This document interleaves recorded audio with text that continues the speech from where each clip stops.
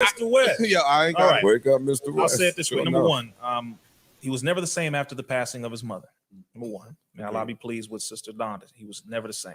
And, my mother recently passed in March. So that's something I identify with. It's a different level of pain. It's very particularly kind. So that's one. The next thing is he was never the same after he was committed to a psychiatric facility. I know exactly how deep that is. It's called a 72-hour hold where they can do virtually anything. They can put you on drugs. They can give you what they call ECT, electroconvulsive therapy. Makes it sound nicer, but the original name is electroshock therapy. It was originated by how they were testing on pigs to make them easier to be slaughtered. So they would put these two electrodes on the brain, on the head of a pig to shock them so that they would not be able to move. That's how they tested it, and they started doing that on human beings. I don't know if he was put under ECT, but he did confirm that he was committed to a psych ward and put on those drugs. And after that, he was never the same.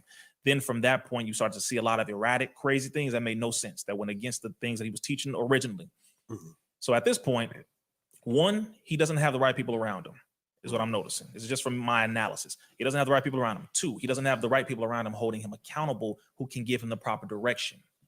Three, as a result of what these drugs do, I have to be honest about all of these factors so that we can look at it. It's not just, the nigga crazy or he's settling out. No. What you're looking at is someone who has been under so many different traumatic circumstances that this is the result.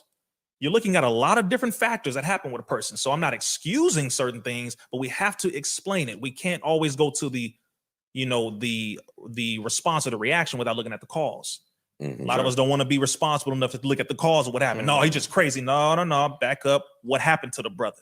Because what I'm looking at just is the same thing from a lot of people who I worked with. Those drugs cause suicidal thoughts, homicidal tendencies. Roughly 50% of all people who are on psychotropic drugs are a part of those who commit mass shootings, just so you know. All right. So I want to make it very clear. These are factors that we have to look at. Wellbutrin, Adderall, Thorazine, Zyprexa, Zymbalta, you name it. What is it called? Yeah, Rexulti, Brexpiprazole, the one that Tyrese was on, to where he said he came out and apologized when he said, when I was crying on camera, he said, I'm sorry, y'all. I took that psychotropic drug that my therapist gave me and it made me do all that stuff. Okay. Just want to make it very clear so we can understand exactly what it is. So where you're looking at this situation now, Kanye West and myself were working on a record 2017 January, and he had made some pro-Trump tweets before then that he had deleted. Candace Owens started trolling me on Twitter at some point.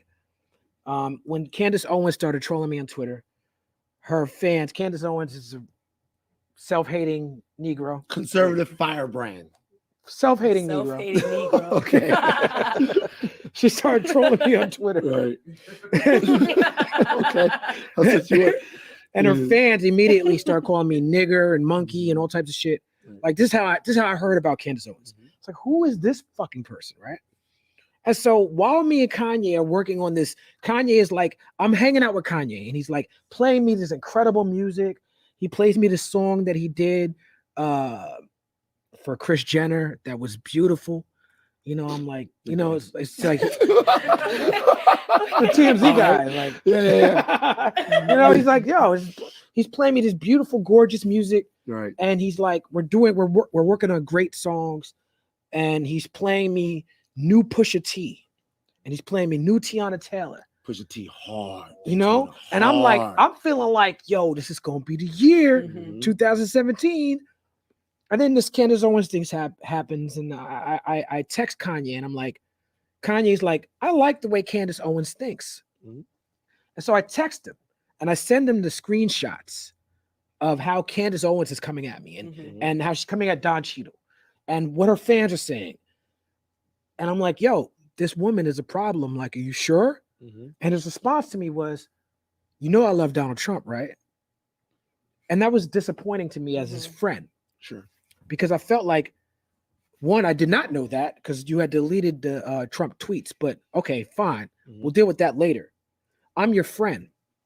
Here's somebody who, as your friend, is being, this person is putting me in a situation where I can't condone or tolerate the situation. And you're telling me that not only are you okay with it, but you like it. Right? And so I'm having conversation with Kanye, and then he tweets out, well, the Democrats started the KKK. And I'm like, nah, the Democrats were conservatives back then. So I'm sending him information. He's like, this is what Kanye said to me. He said, send it to me in a way that I could tweet it out. He said, because all the information you're sending me, I'm reading it, but I want to be able to put it in a way where. My bad. I ain't want to go all into this. I'm probably gonna get slapped for this. Up Rocks video. Oh no, I gotta get this off of my shit. They gonna definitely come for this shit. You know what I'm saying? That's not what I want to show you, putos. All right, here we go. And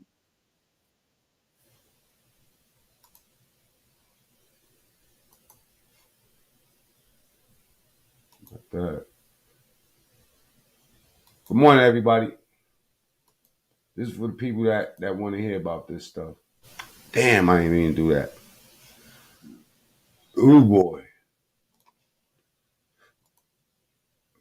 Shit just got interesting. Let's see if my channel still exists tomorrow. Yeah, thank you very much indeed for joining Piers Morgan Uncensored. My first question for you, I guess, is an obvious one. What do you hope to achieve from our conversation? That right there, being uncensored. In American media, it's very censored. It feels like an episode of Black Mirror a lot of times. So I've put myself across the line, the point of no return, saying, hey, I know they're going to say whatever they want about me. When I bring up the truth, they're going to say, you didn't get enough sleep. It's because of your health. They're going to call me names for my truth. But these experiences that I'm telling you about are factually things that I've went through and things that I refuse to keep going through and things that I'm not going to let my children go through and things that I'm not going to let my peers go through. No pun intended. Well, look, we are most certainly uncensored on this show, yeah. And I want to give you the time and the platform to really explain yourself, because I think that sometimes sound bites about people, perhaps taken out of context sometimes, can create a very distorted view of what a person really thinks. What do you think, looking back over the last few weeks in particular, what do you think have been the biggest misconceptions about you? Well, I think there's a left agenda to silence anyone that goes against the agenda. Let's go back to Trump running for office back in 2015. Everyone that was around me in my industry, in the entertainment industry, told me that my life would be over. I would be on the wrong side of history. I've even had threats to my life for wearing the Trump hat. And it even ended up in, destroying my family and also making it where I have to raise my children differently because I actually am a person that's classified as Black. I classify myself as Jew, but a person that's classified that had been given that title in America as Black, in America, that I'm supposed to stay in a block of a vote. You never heard the term white vote. So why is there a term Black vote? How is that okay? It sounds just as racist as a Black drinking fountain. And my dad, called me and said, the thing that the left fear about Ye or makes me the most dangerous is I'm rich. And that's the point. Tupac told me back in the days, you had to get your money right and then you go to war. So I'm going to war. I don't have endless resources. I only have like maybe, honestly, only maybe $120 million in my account.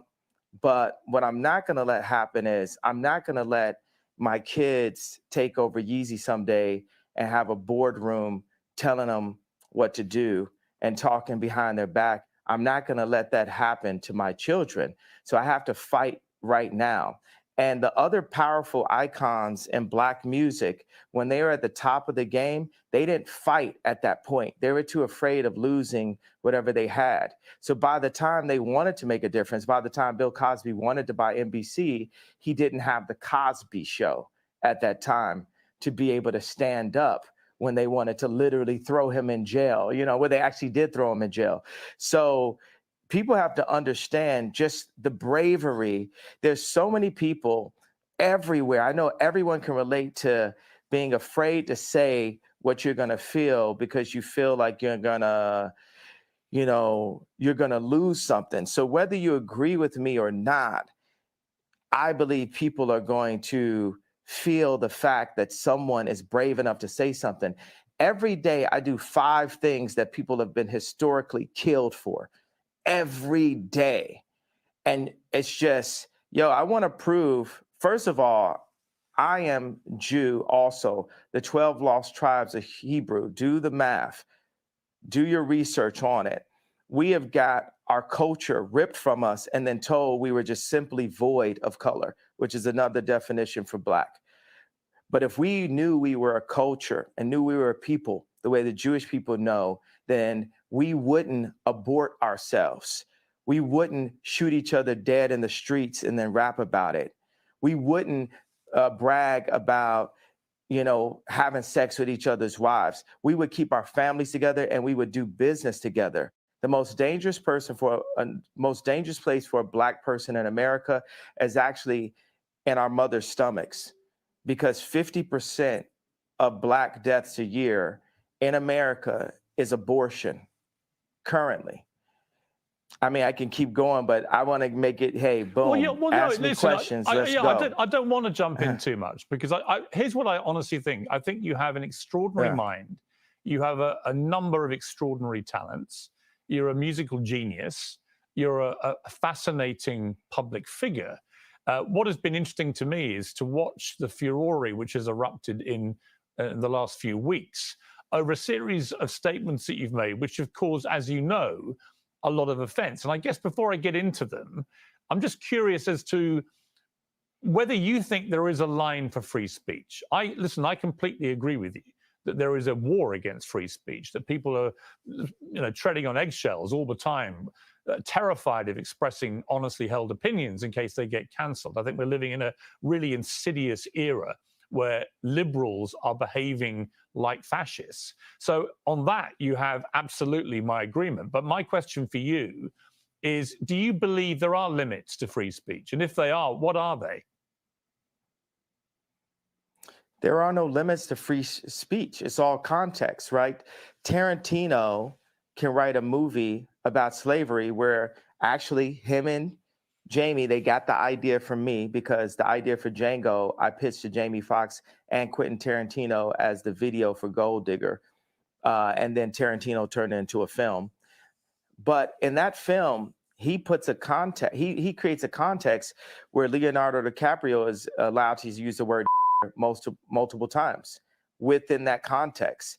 So Hollywood's job is to frame things, and they allow what context, what content is accepted and what's not. We have our thoughts. You know, everyone has thoughts and ideas, and then people try to manipulate your thoughts and ideas. In order for humanity to move forward, we have to be free to think and then to actualize. I like the word actualize better than execute. If you think about execute's a negative word, actualize to be more positive, except for the fact that it has the word act in it, and everyone's an actor, especially in Hollywood. I'm like top 5 writers in human history, so I really get into the power of words, and I feel very akin to Capote, Freud, Nikola Tesla, Da Vinci, Matisse, more Matisse than Picasso, more African cubism than Matisse. So I just do that. I throw out that kind of for the liberals. And that's the funny thing. It's like liberals. Let me hold you up on that. On Matisse, when you say you're more Matisse than Picasso, as somebody who's a fan of Matisse and Picasso, actually, I spent a lot of time in Saint-Tropez where they all used to paint together. Why do you say Matisse? What is it about Matisse that you feel an affinity with? I feel like Drake is more Picasso and Ye is more Matisse. When we talked about when me and Drake went to do the show last year for prison reform and to bring awareness to the incarceration of Larry Hoover, I sent him articles about the relationship of Matisse and Picasso and the need for these people. You need to have that. I need to go into the bar and go to Starbucks. That's a form of a modern day bar, right? And just hear Drake's song playing back to back. And Drake needs to go into that same Starbucks just in a different city and see people wearing Yeezys. And it puts us both back into the studio. And, God sets up these almost similar characters, these doppelgangers. It makes me really realize God has a sense of humor. Like, why is John Galliano and Mark Jacobs the exact same human being, just placed in a different place? Or why does God have it where Bernard Arnault cannot purchase Gucci, not even through the Chinese market? God does this to remind us that we are not God, because when you take people like Elon Musk and Bernard Arnault and Trump or Jack Ma, Putin, you take these people in their own space, in their own environments, we can start to feel like gods on earth, but we are nothing in comparison to God. And we are here actually to love one another and to collaborate and to make the world a better place. There's, 1% of the world are placed in power and 99% of the world are the audience. So that 1% of the world, this idea of a United Nations, this is the world that needs to come together. This is the world that, here's the obvious go-to. Biden doesn't listen to Elon Musk. The president of the United States does not have meetings with Elon Musk. That is, hey, here, come get me. That's retarded. I know I'm not supposed to say that, Biden, but that's retarded, Biden. And it's, and obviously, because I've been dealing with mental health, all this, I have the right to use whatever words that I like to use. Well, that's interesting. So ask another question. Well, yeah, let me ask you on that. So you just said something very inflammatory about President Biden. It will, as you know, offend a lot of people. Yeah. And it will particularly offend people who work in mental health. You say you should not use a word like retarded. But you say that because you yourself have had mental health issues, that entitles you to use that kind of word as an insult. Now, I would say that's an arguable point. I've had my issue is I've had mental health allegations. So do you believe that you have any form of mental illness? I believe that I suffered from exhaustion. I suffered from being lied to constantly by the people around me. And I believe those things can drive anyone to a point of maximum exhaustion. But I also believe that I'm extremely brilliant and I'm here to make the world a better place. And I'm tired of the left media trying to pick on me. And y'all picked on me enough. And y'all finally touched the person that's not going to take it anymore. And that's part of the reason why I'm on Uncensored, because what they'd like is for me to be quiet. Interesting thing about racism and cancel culture, it's kind of similar, right? Racism works on itself. I can go into the Gucci store at age 18 and I just assume that people think that I'm about to steal, so I buy more things. With cancel culture, when I brought Marilyn Manson on stage with me when he was dealing with allegations, my stepbrother Marilyn was canceling himself. So many people comment on my White Lives Matter t-shirt. There's people who are saying right there in Fashion Week, when are you going home? I'm so afraid. People thought I was going to cancel myself. I'm not going to cancel myself. I'm going to keep on delivering what I feel, because guess what? it's very split opinions, by the way. If I talk to a Black person that makes under $1 million a year, they really relate to the George Floyd comments and feel hurt that I would even bring it up and question the approach. They have multiple documentaries on the death of JFK, but we're just supposed to believe this one media outlet version that preyed on our trauma and our pain. And then if I talk to rich Black people or white people, Jew or Catholic or atheist, they're really into the Jewish media comment because it affects their business interests. Okay, well, look, and it was really interesting. Let me just pick you up on the two things you've mentioned. The first one is what you said about George Floyd. And the reality of that, it's not a media interpretation of how he died, because the Hennepin County Chief Medical Examiner concluded that Floyd died from cardiopulmonary arrest. His heart stopped, complicated by the way the police restrained him and compressed his neck. Now, he also said there were other contributing conditions. Wait. Well, hang on, let me finish. There were other contributing conditions, narrowed arteries, high blood pressure, and fentanyl intoxication. But although these were significant conditions, he said, and things that played a role in the death, they didn't directly cause the death. The cause of death was what that policeman did with his knee to George Floyd. Person? Well, why would a coroner lie? What makes you believe that? Why would a coroner lie? Because he could get paid to lie. Yeah, because he could get paid to lie. Because but yeah, I watched it. I watched it for 8 minutes. The majority of the press. Right, but I watched it for 8 minutes. Now tell me this: have you seen the Candace Owens BLM documentary? I have watched some of that documentary, but here's what I would say to you: when you watch that video of George Floyd, no, it's not a but. It's not. Well, I haven't watched the whole thing. I need you to watch. I know. Okay, I know what you said about. I know Candace. I'm going to finish. La la. It's all right. La. You don't have to do that. I know what it means. La la la means be quiet and let me finish. Well, but you did interrupt my question. Right, so with the BLM. No, I wasn't finished. You're pressing agenda. You haven't seen the whole thing. I don't have an agenda. I just read you what the coroner said. So we can have 20 different perspectives on how JFK died, but us as Black people, not only can we only vote one way, we're not allowed to have any other perspectives, and that the area for George Floyd, where he passed, the murder rate is up 50%. And nothing, this is so-called movement, but it didn't move Blacks anywhere. Right, now listen. So me as a Black person. I will say there are legitimate questions about the Black Lives Matter movement, no question. But on the specific point about how George Floyd died, I don't think it's in question about what actually killed him. It was that police officer with his knee on his neck. Well, it isn't question. It isn't question. I'm questioning. Well, you can question it, but what you're questioning is a coroner report.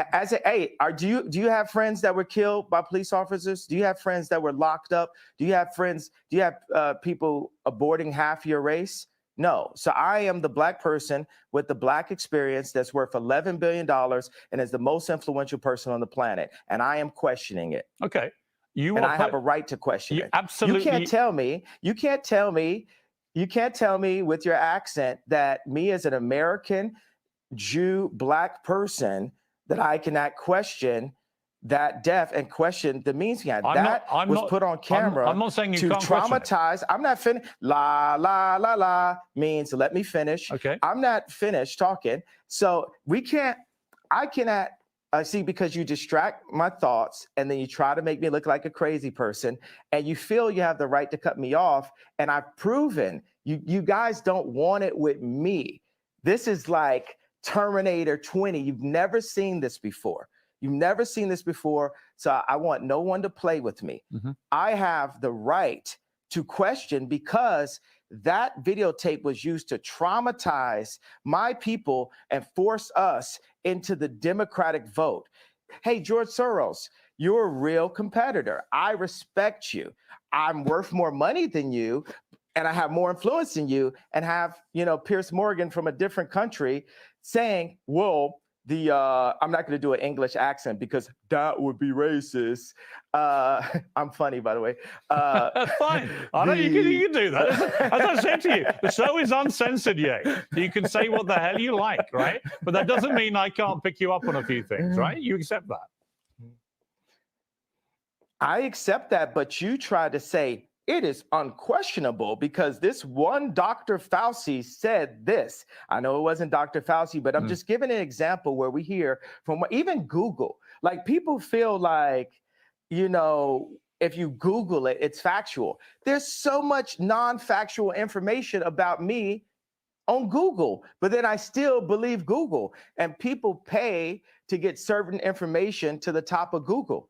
But this is good. This is keep going. Where else you want to go with it? Here's where I want to go. The civil rights lawyer Lee Merritt responded to what you said about George Floyd's death and said, while one cannot defame the dead, the family of George Floyd is considering suit, which they're now doing. As you know, they're suing you for $250 million for Ye's false statements about the manner of his death, claiming Floyd died from fentanyl, not the brutality established criminally and civilly, undermines and diminishes the Floyd family's fight. So what is your response to that?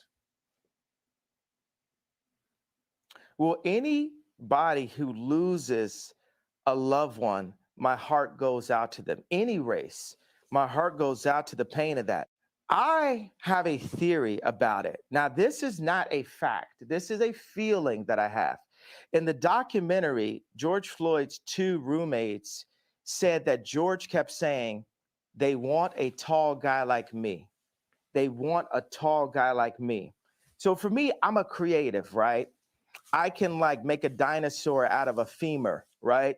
So if I'm making a dinosaur out of a femur and I'm looking at a documentary that says George Floyd was telling his 2 roommates, they want a tall guy like me. And on the day of his death, he prayed for 8 minutes. They said he prayed longer than he ever prayed. What do you think, me as a creative mind, the beautiful mind, right? The sensitive mind, what do you think I feel could have happened in that situation? All right. Well, honestly, if I'm being honest with you, I would say that because of your brilliant, beautiful, creative mind, as you put it, and I don't dispute that at all, you've got an extraordinary mind. And I can see that in the way that you conduct interviews. You go off on very long tangents, but they're sort of fascinating. I find it fascinating to listen to you. I'm not saying you don't have a right to question. Sort of, quite. Yeah. These are like Capote level fascinating tangents. No, they're not. They're not. I'm just saying it's the way you conduct yourself, and I think that's very interesting. What do you mean? It's or not? Why is it? Oh, it's not Capote level.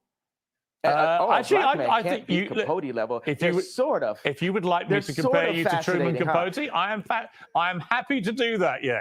If you want to be known as the new Capote, okay. I'm with you, okay?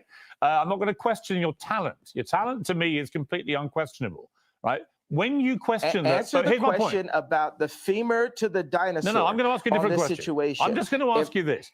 What? No, you're not. You're gonna. No, I didn't finish my question. Well, hang on. You can't tell me. Answer my question. You can't first. tell me what questions to ask you. You accept that I'm the interviewer. To answer my question. No, I said answer my question. No, I'm interviewing you too. Well, you can't interview me. It's my interview.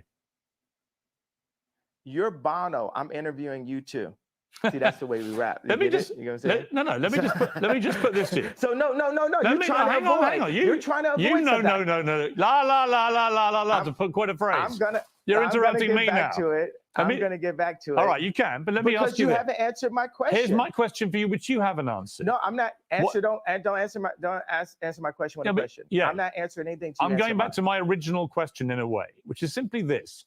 I'm not saying you don't have a right to question how George Floyd died, but given the world watched that horrifying video of that policeman's knee on his neck, and given that is what the coroner said caused his death, albeit he had other underlying conditions, including fentanyl intoxication, when the family see someone like you, who's hugely influential, you're known around the world, questioning how their loved one died, they find that very hurtful, which is why they're now suing you for it. And my question for you is, do you understand the pain that sometimes your comments can cause, like this circumstance with George Floyd's family? Now, I'm going to ask you a question again. With my imagination, when you see in the documentary that George Floyd's two roommates said, he said they want a tall guy like me, they want a tall guy like me, and that he prayed extra long on the day of his passing. Where do you think that takes my beautiful mind? I think it can take you to a place where you want to believe something which may not be true. I'm not saying it's not. I'm just saying all the evidence points. I'm giving you an honest answer. My honest answer is I think that they one of the wasn't honest. That was a political collect. My honest belief is that. What do you guys do? People in the newsroom, what are they doing? They're like cringing right now. They're like, whoa. No. We never experienced this before. We I'm never experienced not cringing. A black entertainer that won't be threatened by the media to back down from his opinion. Yeah, I think you mistake me. You mistake me for somebody who's going to be like the others. I have a show called Uncensored for a reason. I'm giving you a platform for a reason. You're pressing an agenda. No, I'm not. You're perfecly entitled to your opinions. Your agenda. But do you accept you're lying now? Do you accept you may not always be right? I just called you a liar. How does that make you That's feel? fine if you think I'm a liar. That's fine. No, you're a liar. You're pressing the agenda of the pain and trauma economy that is pressed on my people by the left. Actually, the trauma I think that was implemented to George Floyd was from a vile white racist police officer who kneed him to his death. And I agree with the coroner's findings because I don't see any reason why the coroner would invent that. So that's my belief. If you want to challenge that and you don't believe it, that's entirely your right. I have a question. Who do you think are the biggest vile white racist? The media. You think the media is racist? What? Please, next question. Please don't ask me any retarded questions. Okay, let me go to the next furore, which has been around you in the last couple of weeks, which is your attacks. Is that British for theory? Is that British for theory? What's theory, bro? Is that British for theory? You actually have quite a good British accent. That's quite good. Let me ask you, if I can, about the allegations that you have made anti-Semitic comments. And in particular, when you said on Instagram, I'm a bit sleepy tonight, but when I wake up, I'm going DEFCON 3 on Jewish people. Now, many people who are Jewish found that deeply offensive. They wanted to know, what did you mean by going DEFCON 3 on Jewish people? Because DEFCON 3, as you know, is a heightened state of awareness for military action. So what did you mean by that? Here's your chance to clarify what you meant by DEFCON 3 on Jewish people.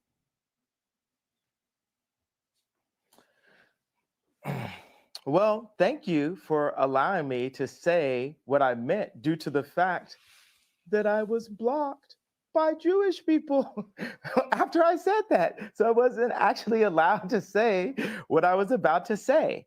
But what I was going to say is, I was going to talk about all of the contracts, all of the misdealings that I dealt with as an entertainer. Being that I'm an entertainer, I've been wronged so many times by Jewish businessmen. And the reason why I say people, if a black man is caught in the car with drugs or a gun, and there's 3 other black guys in the car with him, guess what? They're all going to jail. So the reason why I say people is I want those businessmen's wives and fathers, mothers, grandmothers, and kids to ask them, why is Ye so mad at us? Because they're taking money out of my children's mouths and putting it into their children's mouths. I'll give you this parallel and this analogy. If you take, I just talked to Irina Shayk, right? And if you look at a picture of her at age 14, this person is beautiful, like one of the most beautiful people that God has ever created, right?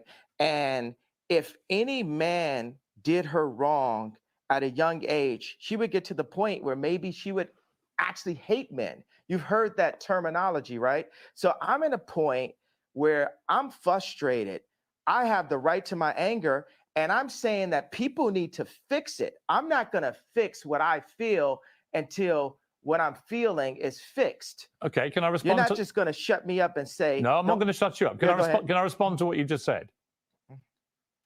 My problem with what you've said, I'll be straight with you, is that if I, as a white man, posted tomorrow on my Instagram, I'm a bit sleepy tonight, but when I wake up, I'm going DEFCON 3 on black people, what would you think? Jew.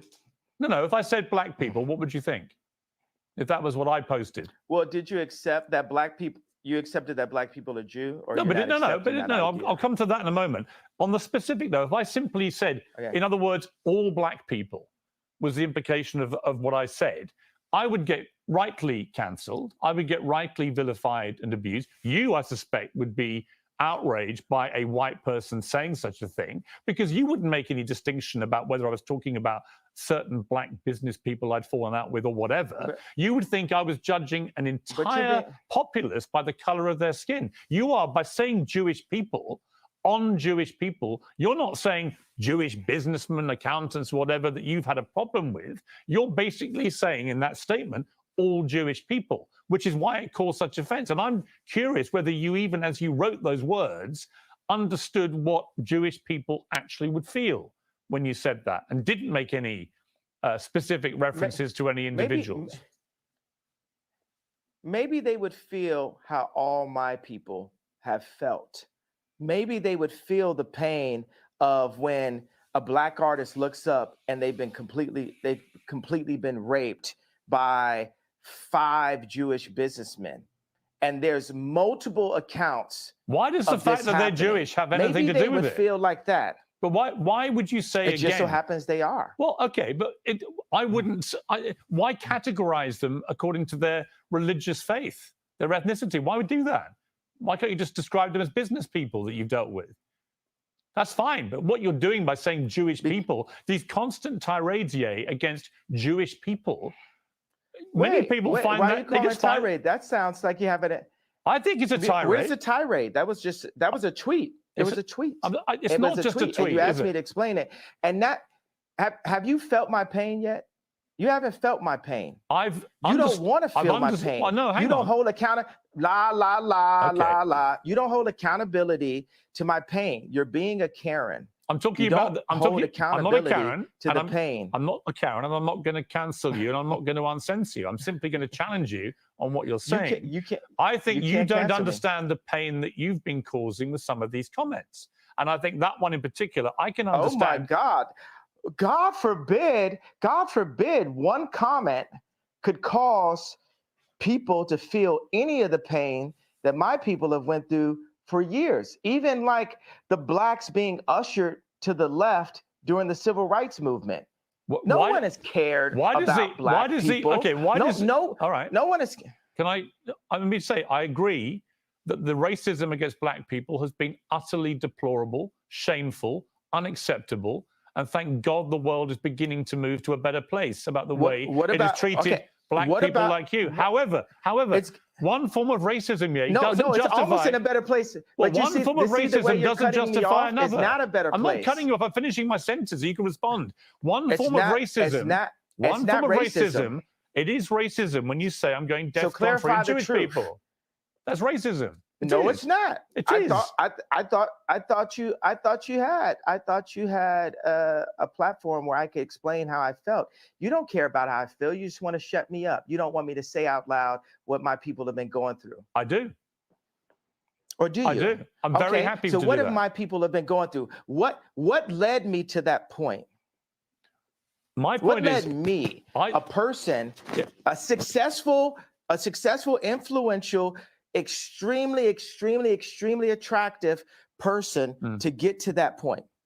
I am not doubting for a moment that you will feel genuine pain about the racism against you and other black people in America. Not for 1 second would I deny that. Racism by who? Well, by anybody. I think any form of racism is wrong. Any form of racism is wrong. I didn't say DEFCON on anybody though. You said DEFCON 3 on Jewish people, specifically Jewish people. You didn't say any particular Jewish person. You said basically all of them. That is racism, And I think if you were honest with yourself, given the fallout from this, you would think again about how you phrase that sentence. Because actually, you didn't mean all Jewish people. Given the fallout, given the fallout, Well, given the fallout. Do you care about the hurt you caused Jewish people? What fallout? Well, you were removed from What fallout? You were removed from social media. Wait a second. You're not allowing me to talk, Chris. You're not allowing me to talk, Chris. Oh, I thought it was the same person. He's American. I'm British.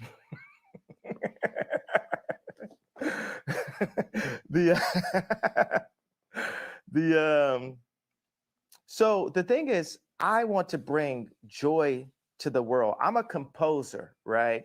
And this is a symphony. Our life is a symphony. We have so many beautiful ideas, but I feel the anti-Semite has been a wall, a cloak that allows Jewish businessmen, boom, I'll only be the police officer that says, hey, this guy with the gun is the only person going to jail. I'll be the first person that does that in history, right? So look, no one else in this car riding with the guy with the gun and the drugs is going to jail. Are you happy? I'll play by rules that are not played by from my people, just for the sake of this conversation. I don't want you playing by any. So I don't want you playing by any. That makes you happy, right? I don't want you to say things just to make me happy. That's what colonizers do: is give us rules. I'm not trying to colonize you. That's what colonizers do: is give us rules. I'm not trying to colonize you. I'm not trying to censor you.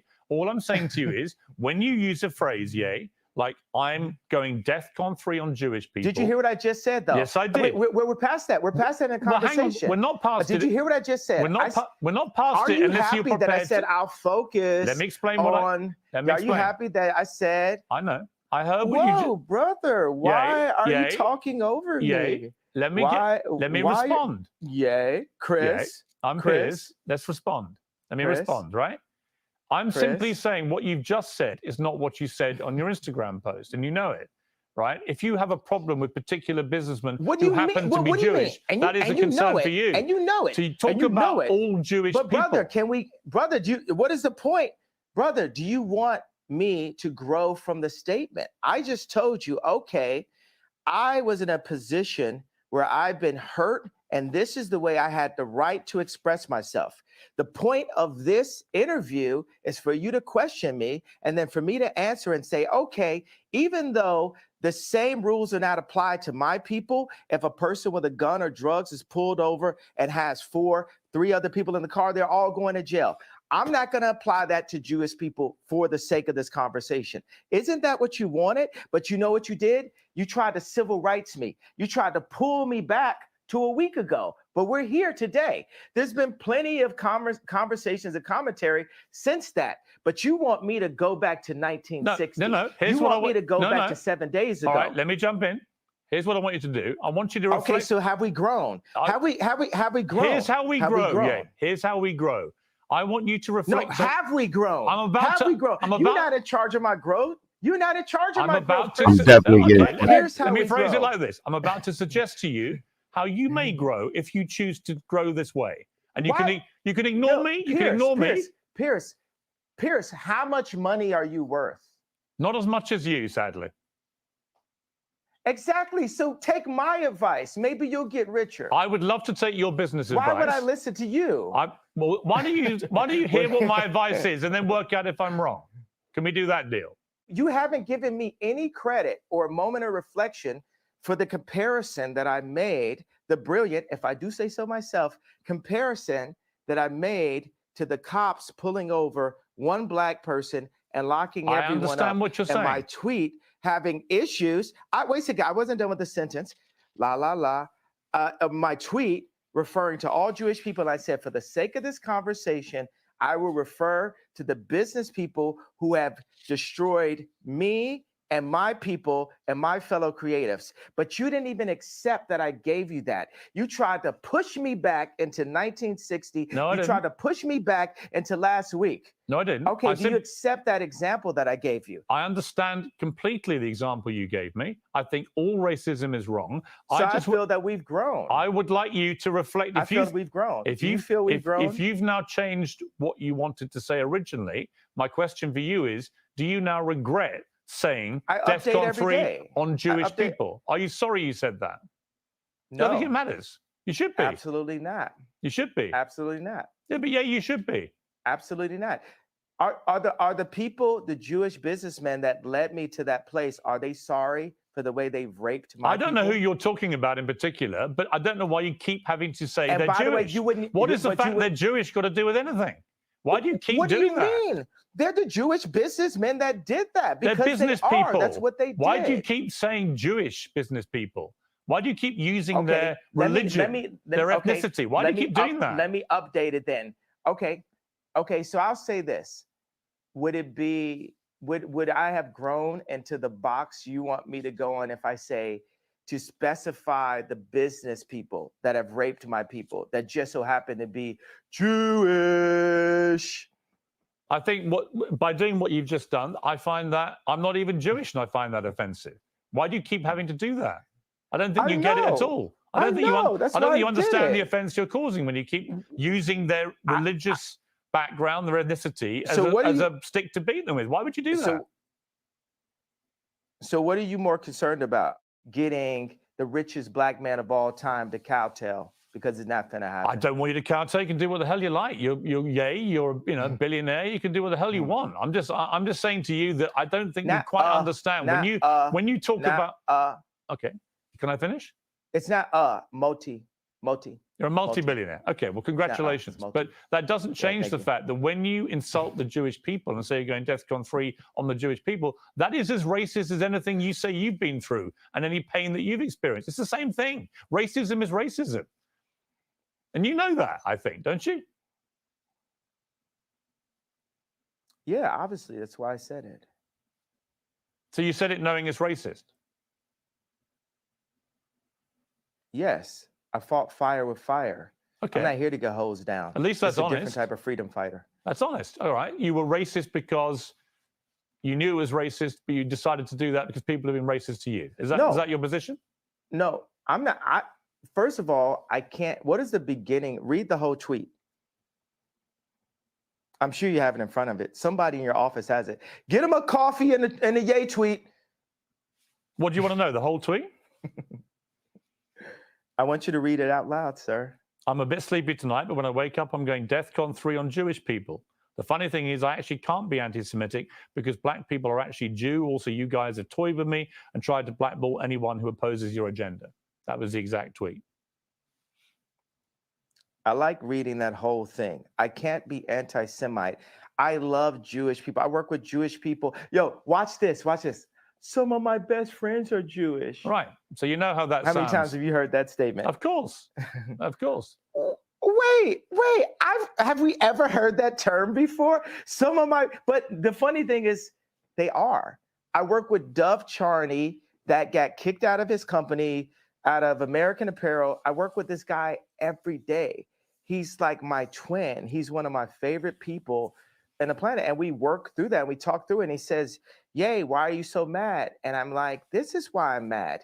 This contract right here, what's going to happen before I'm done, we're going to open up all of the music industry contracts, all of the publishing deals, all of the athlete deals, all of the acting deals, all of the mortgages, all of the deals. But that's fine. But yeah, that's all fine. Business people who we went at. That's all fine. You can do all. But it has to start somewhere. Of course, you can do all that. And when you do that, it has to start somewhere. I hope you won't be judged as a black business person doing it all the time. That people don't phrase it all the time by the color of your skin, but by your business acumen. Isn't that what you would like? Isn't that what equality actually means? Of course, I'll be judged by that because when people come into power, people get judged. You know what I'm saying? Like, there's nobody that gets judged more than a straight white male. The straight white male has the least amount of a platform to even speak. A straight white male can't say, "My wife hurt me today," and because people will say, "Well, you're hurting women." A straight white male can't say, "Hey, a black employee didn't come in to work on time," because then people will say you're racist. A straight white male can't speak on a homosexual person because they'll say you're homophobic.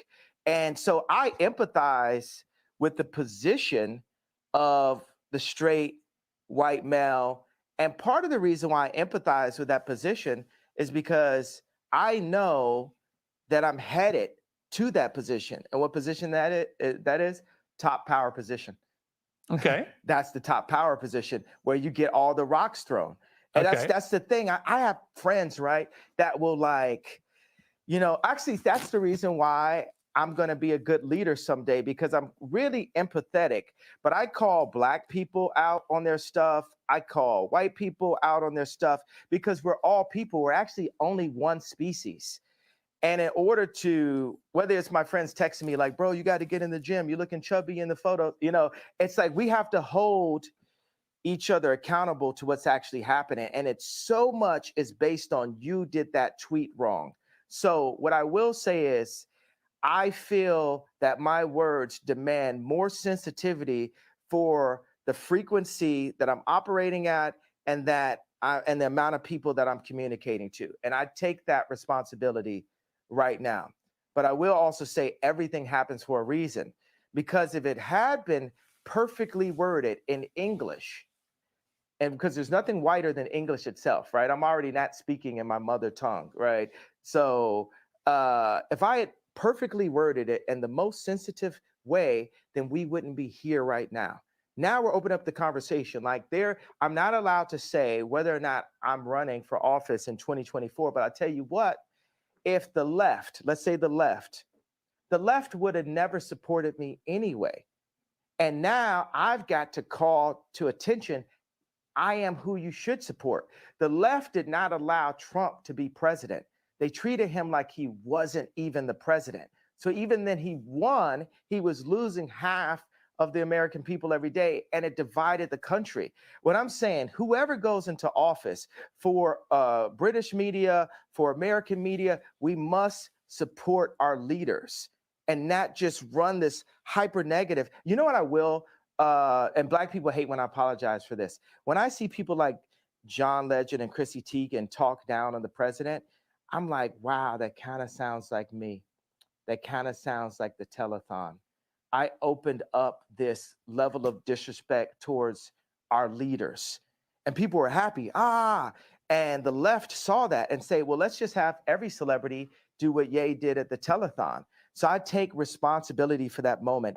And you know what? I just want to give every Jewish person a big hug. Also, I'm envious of the Jewish people. I'm envious of how they don't abort their children. I'm envious of how they don't shoot each other in the streets and then rap about it. I'm envious of how their families stay together. I'm envious that they turn their phones off on Friday night and the family comes together. I'm envious of how they do the business together. And I want that for the darker Jews. I want that for the Black people. I want that. We need that. God said we should remove the word want, right? Okay. We're going to have that. Okay. And this is the beginning of it. But it seems to me, and correct me if I'm wrong, but it seems to me that you are acknowledging, as you've just acknowledged that it was wrong to say what you said about President Bush when he said he doesn't care about Black people, and that may have encouraged all this disrespect towards presidents since. I think it's an interesting point you made. It does seem to me, Ye, talking to you, that even if it's hard for you to admit this, that you do regret the wording of that tweet which caused all the problems, and you wouldn't phrase it that way again. Am I right? I would tell my dad that. My dad loved the White Lives Matter t-shirt, because what audacity does a Black man have to wear the exact same t-shirt that a white man could wear? And my dad was a Black Panther. I mean, we have a water purification center.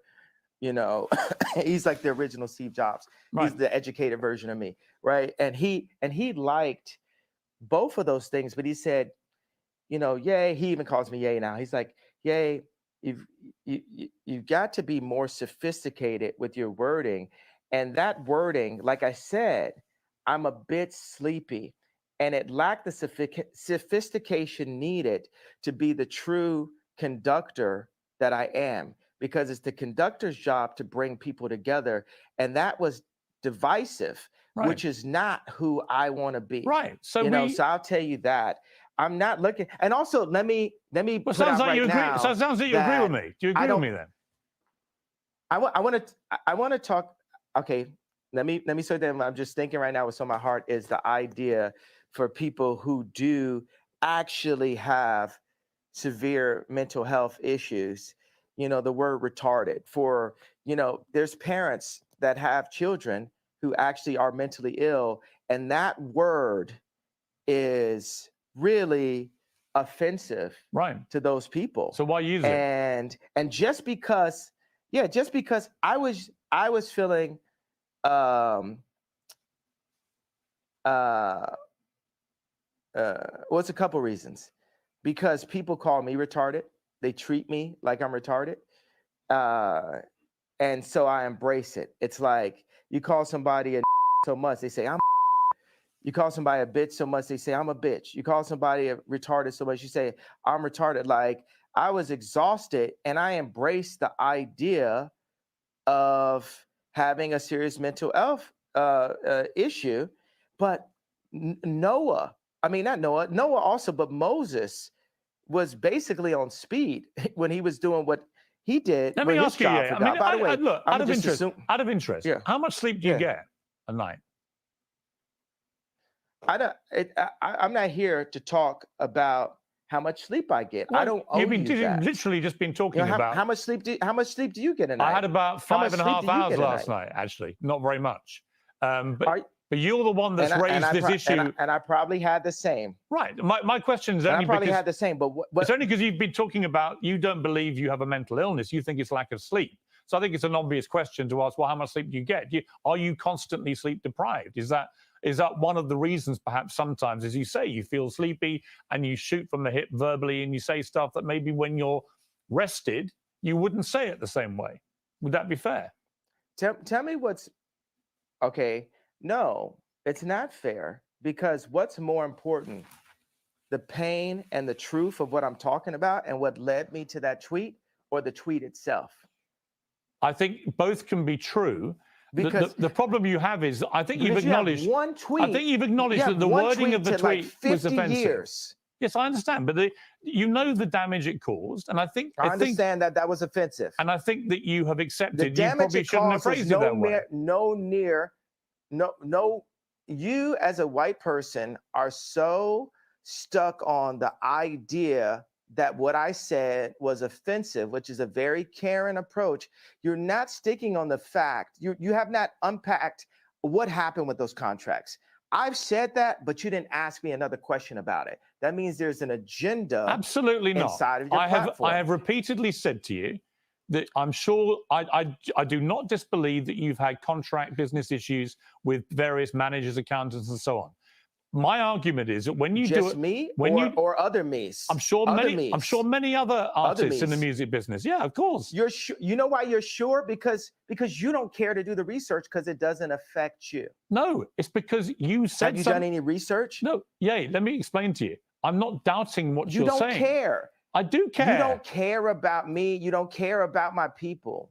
I care about me. I care about my people. So it's for me to stand up. And God forbid I step on someone's toes while I'm at it. It's not someone's toes. You stepped on the entire Jewish people's toes with a very deeply inflammatory tweet, which I think you've now accepted. You shouldn't have phrased that way. It's taken a bit of time to get there, but I think you have accepted that, right? Have you accepted that you've put no effort into understanding how I got there? I don't think, honestly, 10 years from now, honestly, I don't think there is any. You're going to apologize to me about this interview. I'm not. You're going to apologize to me about this interview within the next 10 years. No, I'm not, because here's the thing. Mark my words. I don't doubt you've had. It's very one-sided. No, it's not. It's very white-sided. Oh, come on, it's very one-sided. It's very like. It's not white-sided. I'm not doubting you've had business issues. I'm saying the way to respond to that is not to go public to millions of people and say you're going DEFCON 3 on Jewish people. Millions of people. Right. Millions of people have had DEFCON 3 on their contracts. Right. You didn't say that. You didn't say that. And said millions of people. Well, I opened it up. Now I didn't, but now I'm saying it now. Okay. So now what I think you should say, I think you should say to the Jewish people, I'm sorry for the offensive language I used in that tweet. I wouldn't do that again. This is what I really meant. I think people would respect you if you said that. I don't know why you can't just say that. You know when I'll say it? When I sit down with the people who write out the contracts for the NBA and for the NFL and for professional music and for acting contracts. We need to go to the top lawyers, the top execs, the owners of the stadiums, the owners of the football teams, and the owners of the record labels. And we're going to put them all in one room. And we're going to read let's go top 10 in each one of these categories, right? Let's read Michael B. Jordan's but why would any of that? Let's Okay, read but Aaron why would Donald's any of that? Why would any of that? Bro, I ain't finished. I ain't finished my sentence. Nothing you're saying has anything to do with regret. Hey, boy. Don't call me boy. Don't finish. I told you. Oh, don't treat me like a boy then. I'm going to finish my sentence of my idea. Nothing you're saying has got anything to do with the tweet. Cool. Bro, I was in the middle of a sentence, boy. Okay, so are you going to allow me to finish my sentence? Yes. If you then answer my question. Okay, so I'm going to tell people when I would apologize for the tweet. This is what has to happen first. I need all of the top executives in Hollywood.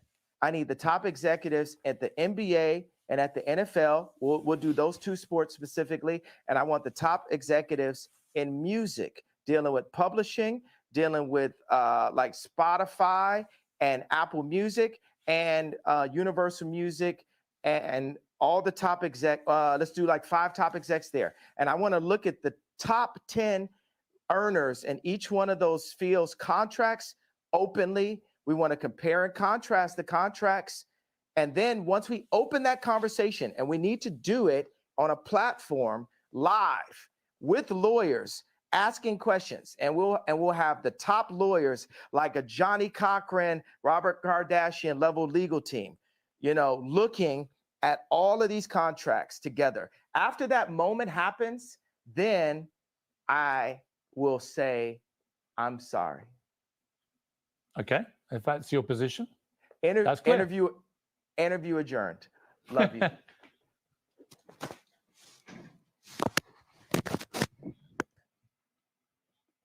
Okay, that's the end of the interview.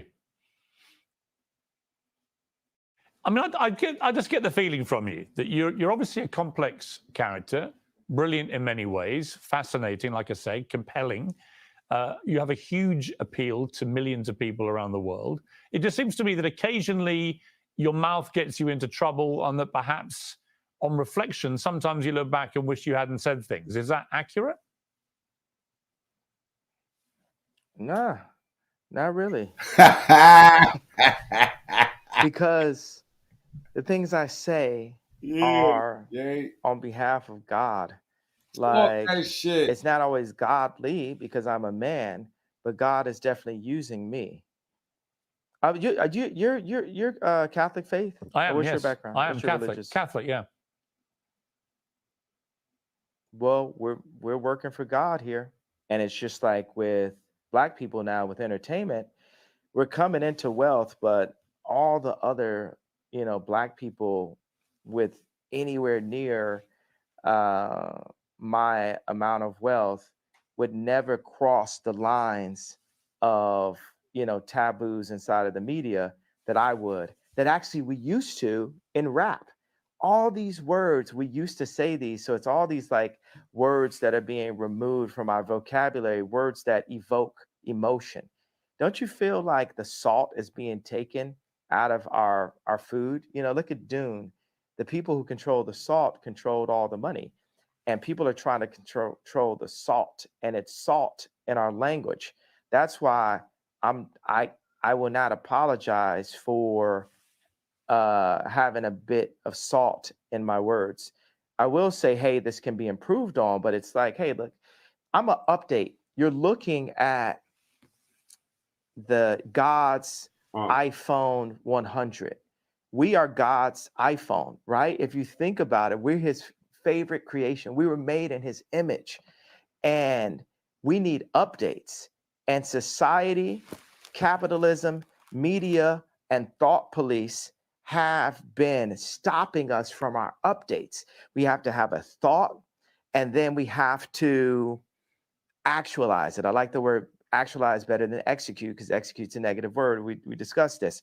We have to actualize. There's so many. Think about, for a homosexual kid, age 12 at school, not wanting to say out loud how he felt, or feeling like if he said how he felt, he would get bullied? Or what if he said how he felt and then somebody said, you said the way you felt and what your experience was in the wrong way. Now you need to apologize. We're fine that you felt that way, but you need to apologize for the way you said it. But just having the courage to do it in the first place would be, that's the thing that needs to be given credit.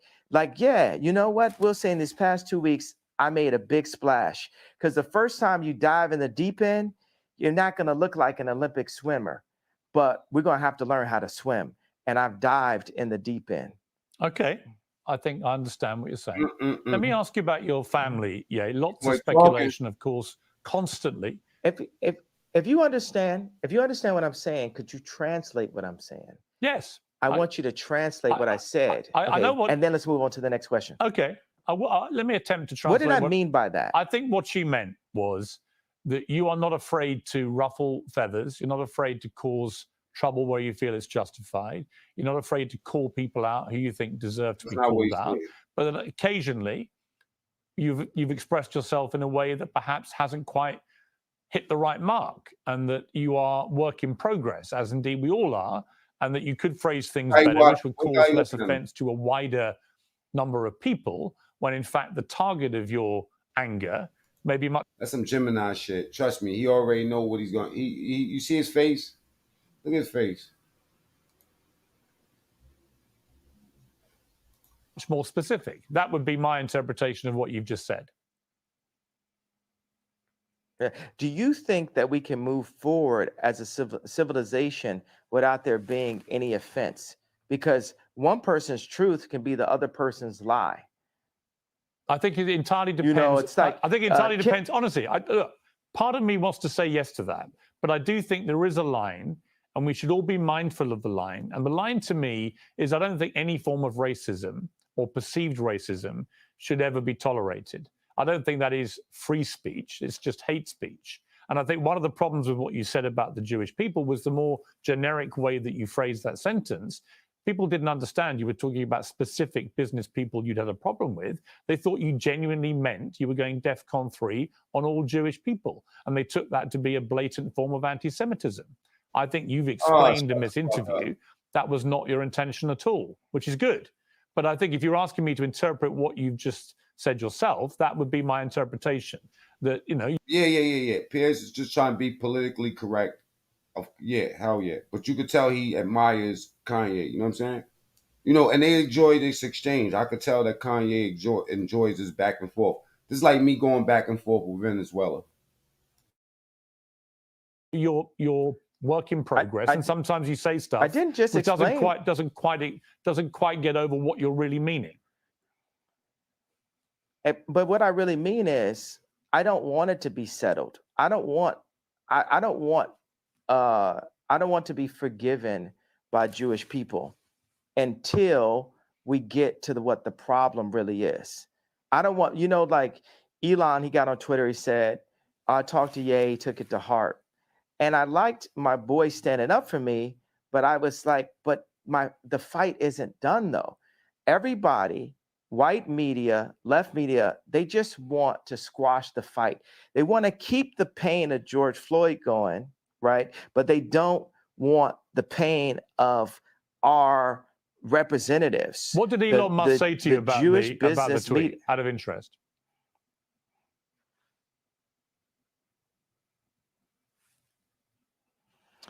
It's vague to me right now. I don't want to misquote him. What was the general? It's vague to me. What was the general point of what he was saying?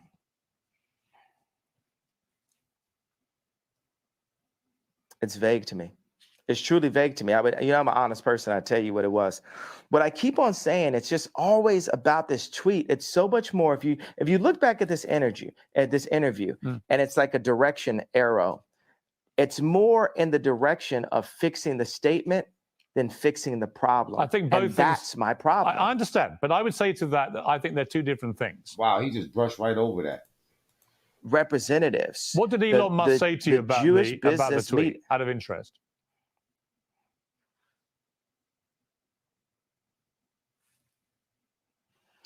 It's vague to me right now. I don't want to misquote him.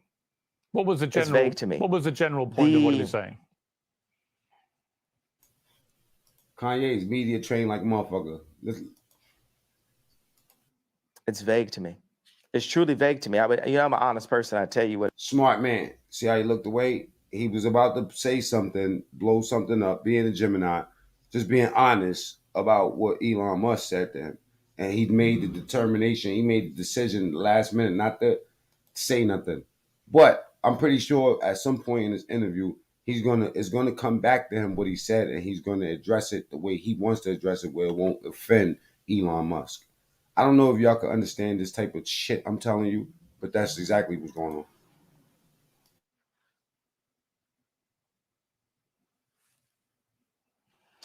It's vague to me right now. I don't want to misquote him. What was the It's general? vague to me. What was the general point of what he was The saying? Now, sorry, I hate to be obnoxious, but see, this is a trick. This is a journalist trick, and a nigga that's media trained to know how to dodge shit. He seen the setup last minute. He thought about it, and when he put his hat down, that's when he made his decision. In progress, and sometimes you say stuff. I didn't just which explain. doesn't quite get over what you're really meaning. But what I really mean is, I don't want it to be settled. I don't want to be forgiven by Jewish people until we get to what the problem really is. Bing, I don't bing, want, bing. like Elon, he got on Twitter, he said, I talked to Ye, he took it to heart. And I liked my boy standing up for me, but I was like, but Now, from this point on, this is Elon Musk he's talking about. But watch Piers Morgan try to get something out about Elon Musk, and he basically curbs the shit. The fight isn't done though. Everybody, white media, left media, they just want to squash the fight. They want to keep the pain of George Floyd going, right? But that's a fact. But they don't want the pain of our representatives. What did Elon Musk say to you about the tweet, out of interest? See, what did Elon Musk say to you about the tweet, just out of interest? That was the exact question. Now look at Ye's face from this point on. Look, he thinking about that shit. I do want to say something. It's vague to me right now. I don't want to misquote him. What was the general? What was the general point of what he was saying? What was the general point? Watch Ye Kirby. Dada, what up? Ming, salute. It's vague to me. It's truly vague to me. I'm an honest person. I tell you what it was. You see the line. But I keep on saying it's just always about this tweet. It's so much more. If you look back at this interview, and it's like a direction arrow, it's more in the direction of fixing the statement than fixing the problem. I think both. And that's my problem. I understand, but I would say to that I think they're two different things, and you can fix both actually. And I accept that part of what you were trying to do and the point you were trying to make, I completely understand it because you've explained it in more detail. On Elon Musk, there is a suggestion that when he gets control of Twitter, which seems likely now, that he will bring you back, he'll bring Donald Trump back. Do you think that would be right? It'll be lit. Do you think it's wrong that you and Trump have been banned from these platforms? Absolutely. I was talking to Trump a couple of days ago, and he was like, I'm not going to do his voice, right? But he was saying, I like this part. I had 277 million followers, and the next day I had nothing. And that related to, Mark Zuckerberg, Meta. Mark Zuckerberg thinks he is the government. These tech companies feel they're more powerful than the U.S. government, to the point of actually kicking the actual president of the United States off of an American social media platform. This is the world we live in. And I would say, I agree with you, and I'll tell you why. I think it's completely inconsistent that companies like Facebook and Twitter allow. This is what you call a condescending statement. Or people like the Ayatollah of Iran, for example, to remain on the platform, or Taliban people to be on the platform, but they don't allow an American president. That seems to me completely ludicrous. Yes, and this is part of the 100-year plan that they have books on about, China's takeover of America after losing the Industrial Revolution. Now, let's talk about business people. We won't refer to their race. And by the way, I'll tell you, as a Jew person, a person that has a lot of Jewish friends, it's not a race, it's a people. Right. And every Jewish homeboy I know is gonna be like, yo, yeah, that's right. So, but it's hard to attract. It's hard to influence patriotism on capitalists, and it's a responsibility for us as Americans to retake our power in media, to retake our power in our schools, to retake our power in our farms, to retake our power in our medicine, in our hospitals, to revitalize the country, because America invented rock and roll at the end of the day. We have the inventions. America created Apple. You understand? Like, we created the platforms that the world runs on now, and we've allowed the business people in these companies to sell us, and whatever the term is, sell them in a handbag, whatever it is, for cheap. And Americans are God-fearing, for the most part, God-fearing Christian people, and we're not cheap, and we can't be sold for cheap. And we're Let's stop it right there for 1 second. Now, with that statement that he made, I want to go back to this real quick.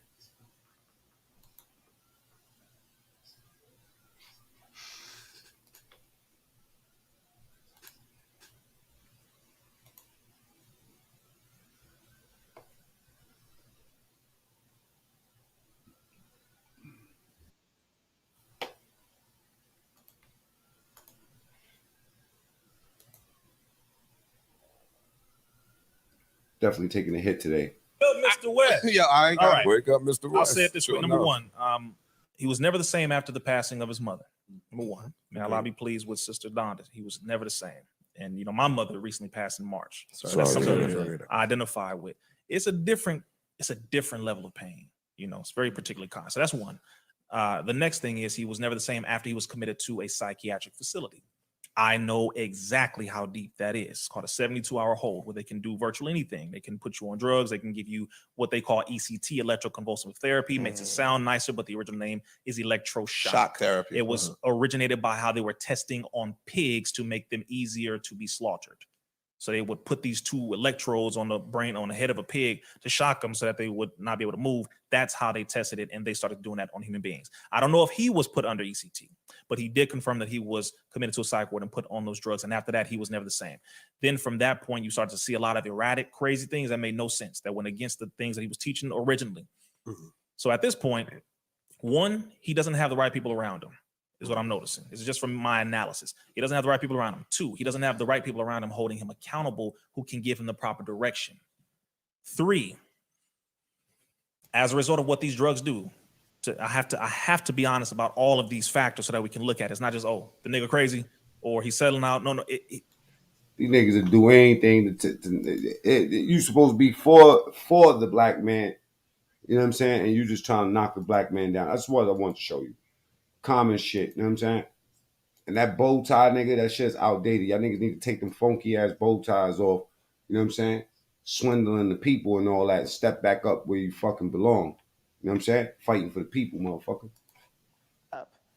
And say, you got to honor who we are, our families. You got to honor our God, Jesus Christ. So, next subject.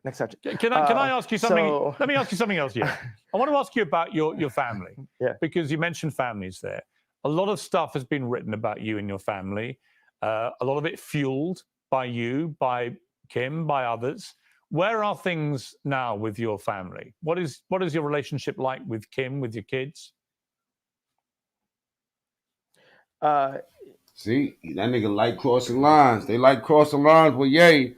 But then when Ye cross them lines back and give them what they want, you want that work. So when I give you that work back in return, yeah. Kim has Zionist media handlers surrounding her, all in and out her If you want to know what Zionist is another word for fucking Jew. Hulu TV show, No disrespect. all in and out her family, all in or out the house that I created for my family. But God is alive. You see what this man going through? Something else, yeah.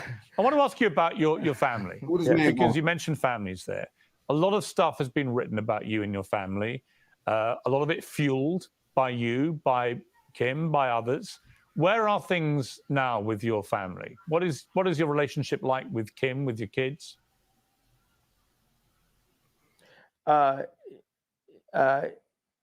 Kim has Zionist media handlers surrounding her, all in and out her Hulu TV show, all in and out her family, all in or out the house that I created for my family.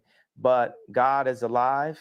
The devil is a defeated foe, and Kim is a Christian woman, and she's not here just to have content up on adult channels. She's not here just to have that last Interview magazine cover.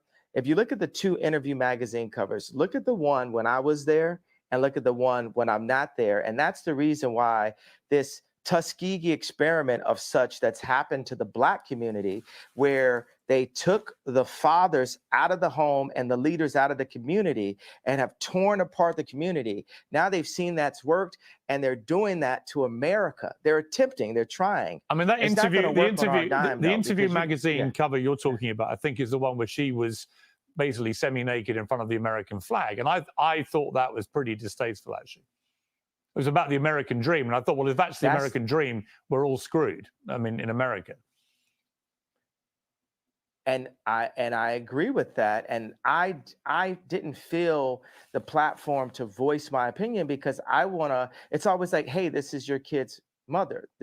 But it's time with the leaders. Like, I'm still the priest of that home, Chris. I'm still the priest of that home.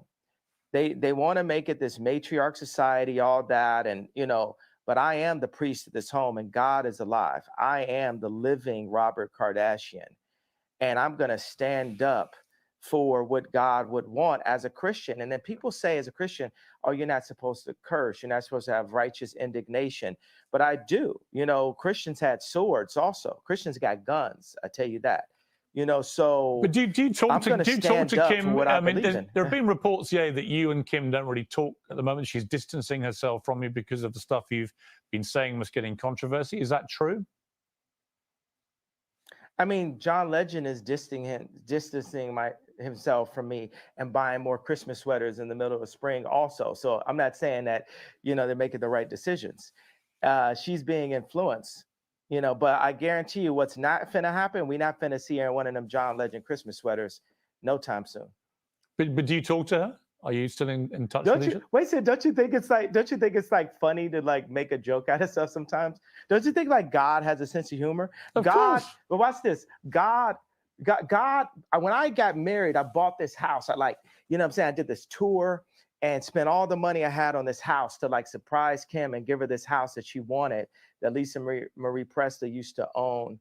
And then I got the house, and then I put all this money into renovation. And then there goes the neighborhood. Drake moves down the street 5 blocks. And that's when I knew God was funny. But watch, this is where God is even funnier. Here goes like Louis C.K. part 2 level, because Louis C.K. is the funniest man alive. Uncancel him now, right? So and he was funnier before he's canceled, because all he would do is type of jokes that you'd get canceled on, right? So I got an office and outside of Crenshaw, like in an opportunity zone. And this office, 57,000 square foot office, is the one that Tucker Carlson came to visit me at. And I look out the window, and whose office is being built, a brand new one? The Skims office.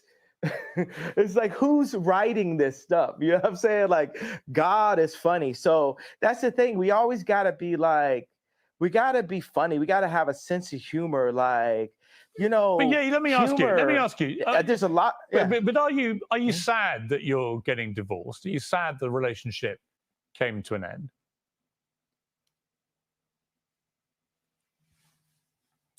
That happened 2 years. We got the divorce 2 years. Yeah. Yo, we're Are you Piers, where actually we've been got divorced. What are you talking Yeah. I mean, let me rephrase that. Are you sad that you're no longer together, that you're divorced? We'll always be together. She dresses exactly like me. What do you mean? Like my kids are me. Go ahead again. Sad that you're no longer together, that you're divorced. Look at his face. Look at his face. We'll always be together. I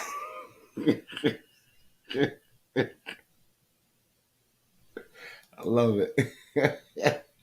She dresses exactly like me. Yeah, I love it. I wonder who he's looking at. I wonder who came there with him. Yo, he know that.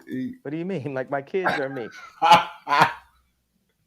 This is dope. This is dope. Wait a minute. Sad that you're no longer together, that you're divorced. We'll always be together. She dresses exactly like me. What do you mean? Like my kids are me. You know, there's no person that you'll ever get with that will influence her more than God and then her priest on earth, which is me. You know, whether it's the Skims clothing line, talking that Pippen shit. He stay sneak this motherfucker. That shit's funny.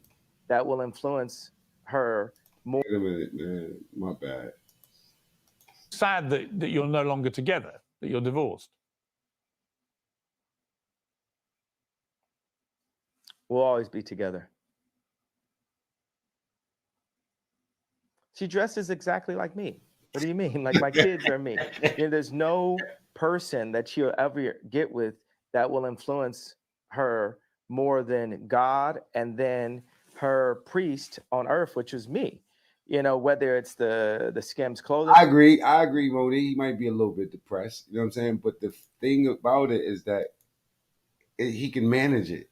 He probably can't manage being otherwise, man. I've been depressed my whole life, Mo. You know what I'm saying? It's when I'm not depressed, I'm paranoid. Fuck is y'all up to? Line, the designers, the architects, all those people. You got the Clintons, the left, utilizing what we built together to try to use her as all celebrities like him have the time of depressions. You know what I'm saying? Is when you come out here and you going to do the work. Dealing with the people in itself is just depressing, I think. You know what I'm saying? Like dealing with people in itself is depressing. You know what I mean? So I think that when Kanye and other celebrities go quiet, that's the time when they're going and enjoying their life. That's the time when they're not depressed. But when it's time to come out here and do this work, it's depressing. I ain't gonna lie. Doing music is easy, but expecting sales is depressing. You know what I mean? Making money is easy, but maintaining it is depressing. You know what I'm saying? Like, you know, like I feel like he's a perfect balance. But when he gets out the news, he's out the news. You don't hear nothing about Kanye, but when he want to get in the news, he get in the news. So I feel like he purposely stresses and depresses himself because he needs some action in his life. You know what I mean? You know, that's just me. an influence. But you might be right. He might be facing deep depression. I don't think that he would even deny that. You know what I mean? But I do believe that you know what I'm saying? Like we got polarities in our life. We have our internet world and the social world, and then we have our private life. So if his private life is depressing, I don't know. You know what I mean? I try to look into that, like him and Elon Musk. I heard Elon Musk is living in a boxable. A boxable is a cube. Go look it up. BAXABLE or BL, no E. Boxable. You know what I'm saying? It's a $50,000 like storage thing. You know what I'm saying? That they living in this shit. So yeah. Definitely Mo. Black culture, and I agree with that. That's probably the most factual statement I've seen today. And you don't think about it like that because we only think about the like he said, the statements. You don't really think about the solutions. You just think about the statements. Okay, this is what it is. You know what I mean? But how do you fix that? I think he's on the next level. the word culture in general for the next elections. They need those 300 million followers from Kylie and Kim on their side going into their election as they push trauma culture to the Black people again. Whoa, never thought about it like that. Trauma culture. Whoa, talk. And the word culture in general for the next elections. They need those 300 million followers from Kylie and Kim on their side going into their election as they push trauma culture to the Black people again, as they claim anything, any of my questions of business dealings to be. Wait, 300 million people? Whoa, no wonder it's political. Let me see how many people's in America. Let me just type that up while y'all look. Anti-Semitic comments and push, Kim to, as a billionaire mother of a lawyer and a mother of 4 Jew Black children, to do covers like Interview. Well, now we making sense here. Now we making sense. I didn't know there's only 332 million people in America. They got 300 million followers. Not to say that that's all America, but 300 million followers? 300 million followers? Yet there's 323, well, she says 323 million Americans. I'm looking at 332. So maybe she meant to put 332. Or him. I don't know what that is. Wow. Charlie Murphy says is mostly bots. I don't think so, because I don't think so. Even if a fraction of this, you got to think about it. Even 10% of this, even 10% of 300 million, you know what I'm saying? It's like what, 30 million? That's a big fucking thing, because 30 million is a tenth, or excuse me, 11th of 330 million. I'm nasty with numbers. Y'all can go back and look at it later on. And trust me, I'll be on point. Now, I don't know if it's mostly bots. But I wouldn't be surprised. That's why I took off a whole 90% of that. And we could talk about 30 million. Let's just say 30 million legit followers. Now think about it. Trump had 277 million. That influence market is crazy, bro. And why y'all think that it was such a big deal with Facebook? Because y'all niggas done gave all your rights up on Facebook. They know everything about you. They know what type of food you like. Don't you know Google is listening to you even when you cut your phone off now, bro? You and your girl arguing and shit about your dick can't get hard. Next thing you know, Cialis commercials popping up on your shit. Your phone was off, though. The lights was off, too. They said they watching us through these fucking TVs now. For what? Whoever's watching us, those are the bots, because there's not that much humans. Let me tell you something. I'm going to let y'all know a secret. When I used to talk politics on Facebook and get way more views on that shit than I would ever get on YouTube, right? Because we was ahead of the game. Let me just drop something on you putos, right? You give them all of your information when you sign up for these apps. Everything about you, nigga. You know what I'm saying? So if we are being watched, it's mainly bots. Just like the bots are responsible for the algorithm. Humans do not create the algorithm. The algorithm gets created from, basically the algorithm is getting created from your habits and the things that you do. Whether that's online or offline now. Google has that power. There's software where you could get where they'll be able to block all that shit and they won't be able to collect your information like that. You know what I'm saying? Some people don't mind because some people want to be entertained all day. Some people want shit popping up as a suggestion of how you should live your life every day. That's why what Kanye saying is so important. This nigga is talking about original thought and having an idea that needs to be actualized. Having an idea, an original idea. I want to do this. Before you niggas could do anything, the first thing you thinking about is what could slow you down. That's the American way. You know what I mean? To keep you boxed in while these motherfuckers getting rich. The more richer he's getting, the more closer he's getting to the truth. Meanwhile, it's the motherfuckers that don't got a pot to piss in that's hitting him the most. Ignorant black motherfuckers. Ignorant black motherfuckers that don't know shit about nothing. Would rather vote for some anonymous ancient white dude that you never even heard of, bro.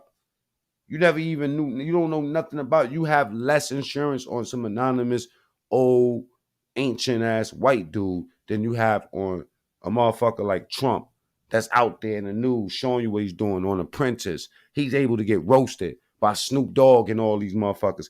Niggas name his name anonymous with success. And then y'all turn around and talk about this motherfucker was racist the whole time. So what happened to all this since the 80s? Y'all didn't see that then?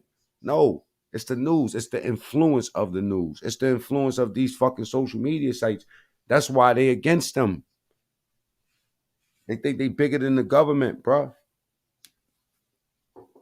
That's like McDonald's choosing the fucking president of the United States. That's what Facebook is. That's what Twitter is and all that shit. That's why Elon Musk was doing what he had to do to grab that shit. That's why they're trying to grab social media platforms so you can say what you want to say without getting shot or sent to jail or canceled. You know what I'm saying? Come on, man. They had you motherfuckers running around this country riding and breaking people's, your own neighborhoods. Fucking your own. I never understood that shit. Nigga sound from the hood. Man, use a liability to the hood. Nigga, you the one that's going to have these motherfuckers come through and fuck up the property value and break everything up. You know what I'm saying?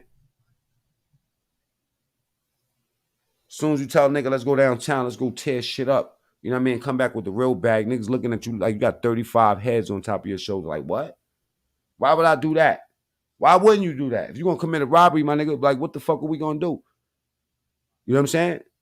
You got a bank right here, and then you got an old lady. You niggas want to rob the old lady. You're going to get the same time if you run up in the bank. I'd rather run up in the bank with my fucking pinky under my shirt than to rob an old fucking lady. You know what I'm saying? Or anybody, any straight person like that's just a civilian out in the street. Why? Because you're going to get the same reward, nigga. The reward is equal to the risk in that situation, dummy. All money ain't good money, but I'm going to tell you like this. Some of y'all that I watched y'all. I call y'all niggas default Democrats. Default Democrats. I was a default Democrat. All up in the social media arguing with niggas that saying Trump is racist. So I started doing some research. And then I started seeing shit and I started to get offended that you motherfuckers, I'm talking about the real crackers, think that we can't get up unless we take a crutch, you know what I'm saying, and say that racism is holding us back. Nigga, that is a cop-out, nigga. That's a fucking cop-out. You gotta be strong out here, B.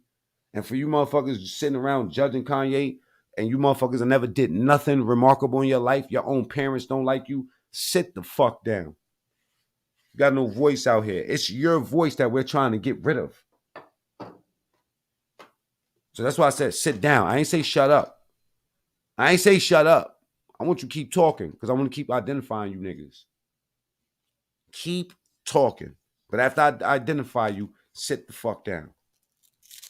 You unneeded. You're not necessary, bro. Some of you niggas wasn't able to sit at the cool table anyway. You talking about a fashion icon. You talking about a billionaire nigga. You talking about a motherfucker that was making beats for niggas and they thought that's all he could do. Fuck is wrong with y'all? You talking about a motherfucker that's shaping ideas in this country, nigga. For these little niggas, let me tell you something. Some of you ancient old motherfuckers can't dig it. But the young boys, they know what it is. That's why they go and stand online for the Yeezys. It's bigger than a fashion. For them, it's a moment. You know what I mean? And that's the one thing that you can take from these young cats.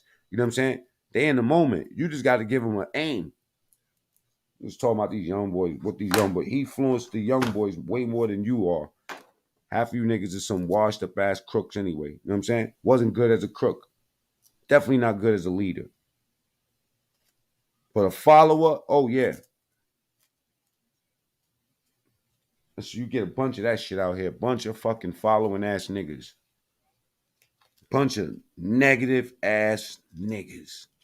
Yep. Call this man the fucking Uncle Tom. Have you ever read the story of the Uncle Tom? He's racist against black people and all this because he had a fucking hat on. Y'all goofies. And him being in a situation is acting like, y'all, this is what y'all on? Y'all this gone? All right, yeah, that shit is depressing, Mo. I'll be depressed too. I won't stop working though. And I ain't see him stop yet. Everybody else dead. I mean, like after this, y'all can hang it up. So all you motherfucking black people out here that's shitting on this nigga because he's speaking simple truths. He's not even being inflammatory. He's not being nasty about it. He ain't going Farrakhan on y'all. You know what I'm saying? Y'all can't accept it. You niggas can't accept the truth. Himself from me and buying more Christmas sweaters Fuck in the middle outta of the here. spring also. So I'm not saying that, they're making the right decisions. She's being influenced, but I guarantee you what's not finna happen. We're not finna see her in one of them John Legend Christmas sweaters no time soon. But do you talk to her? Are you still in touch Don't with each you other? wait a second, don't you think it's like funny to like make a joke out of stuff sometimes? Don't you think like God has a sense of humor? Of God, course. but watch this. God, when I got married, I bought this house. I I did this tour and spent all the money I had on this house to like surprise Kim and give her this house that she wanted, that Lisa Marie Presley used to own. And then I got the house, and then I put all this money into renovation.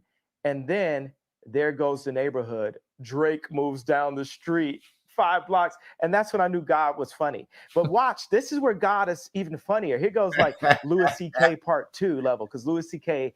is the funniest man alive. Uncancel him now, right? So and he was funnier before he's canceled because all he would do is type of jokes that you get canceled on, right? So I got an office and, outside of Crenshaw, like in an opportunity zone. And this office, 57,000 square foot office, is the one that Tucker Carlson came to visit me at. And I look out the window, and whose office is being built, a brand new one? The Skims office. It's like, who's writing this stuff? You know what I'm saying? Like, God is funny. So that's the thing. We always got to be like, we got to be funny. We got to have a sense of humor. Like, But yeah, let me ask you. There's a lot. Yeah. But are you sad that you're getting divorced? Are you sad the relationship came to an end?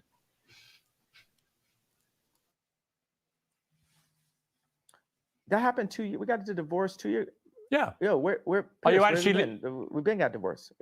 Yeah. I mean, let me rephrase that. Are you sad that you're no longer together? That you're divorced? We'll always be together. She dresses exactly like me. See, because that first answer wasn't satisfactory. He's like, yo, that was 2 years ago. This is the funniest part of the whole interview right here, when he chuckles right here. What do you mean? Like, my kids are me. There's no person that you'll ever get with that will influence her more than God. Nah, low key, I can't even smoke a blunt with a motherfucker that can't think. You will uninterest me to death. You will uninterest me to a point of me being sober. I can't. The type of conversations I want to have, I don't think most of you niggas is ready for that shit. Because I ain't got no feelings attached to my conversations. I just have, you know what I mean? Like, when I move forward with an idea, that's when I get my feelings involved. But I have no feelings in these conversations. I argue with any one of you niggas all day. No feelings. God, and then her priest on earth, which was me.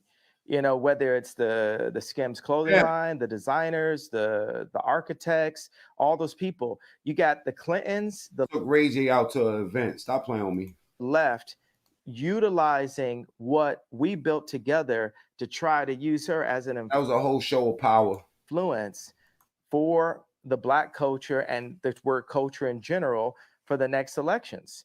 They need those 300 million followers from Kylie and Kim on their side going into their election, as they push trauma culture to the Black people again, as they claim anything, any Boom, trauma culture. Go look it up. my questions of business dealings to be anti-Semitic comments, and push, Kim to, as a billionaire mother of a lawyer and a mother of 4 Jew Black children, to do covers like Interview. And that's what happens when they take the dads out the home. And that's what they've been doing in the hood. They take the fathers and the leaders out of the homes.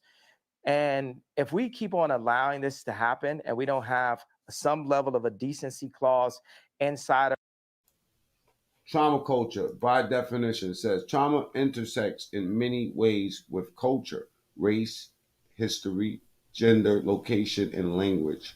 Trauma-informed systems acknowledge. Okay, what are examples of trauma culture or cultural trauma? Slavery, institutionalized violence, sexual abuse, forced migration, and relocation.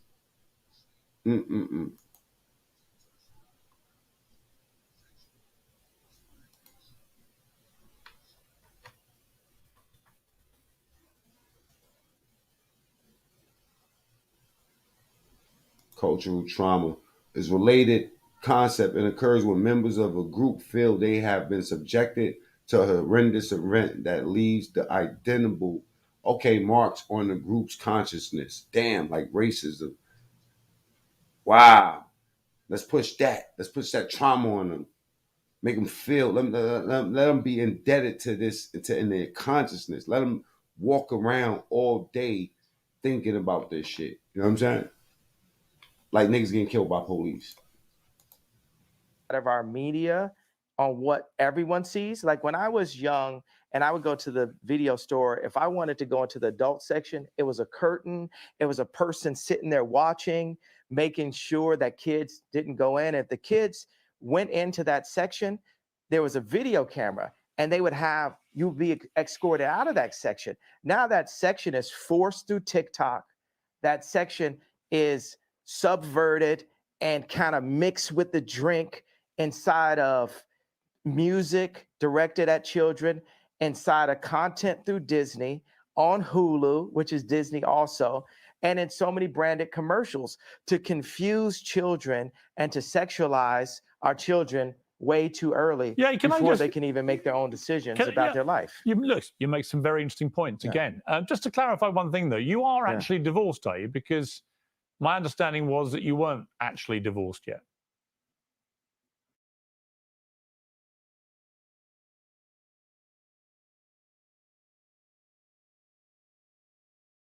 He talking about sexual, you know what I'm saying? Like the sexual agenda, you know what I mean? Force these kids into being adults before they time and shit. And this motherfucker went back to his wife. Ex-wife. Covers like Interview. And that's what happens when they take the dads out the home. And that's what they've been doing in the hood. They take the fathers and the leaders out of the homes.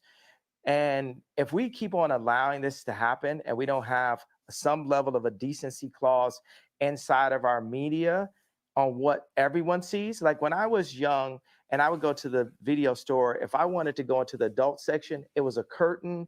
It was a person sitting there watching, making sure that kids didn't go in. If the point he's making, kids went into that section, there was a video camera and they would have you be escorted out of that section. Now that section is forced through TikTok. That section is subverted and kind of mixed with the drink inside of music directed at children, inside of content through Disney, on Hulu, which is Disney also. It just started with SpongeBob, faggot ass. And in so many branded commercials to confuse children and to sexualize our children. To sexualize our children. Watch him cut him the fuck off and go completely off subject of what he's saying. He don't want to acknowledge nothing Kanye's saying. He just want Kanye to answer his questions. Boo, Piers Morgan. Way too early before they can even make their own decisions about their life. You make some very interesting points. Again, just to clarify one thing, though, you are actually divorced, are you? Because Somebody just put a sign up and told him to say that. My understanding was that you weren't actually divorced yet. You know, I ask God the same question some mornings. You know what I'm talking about?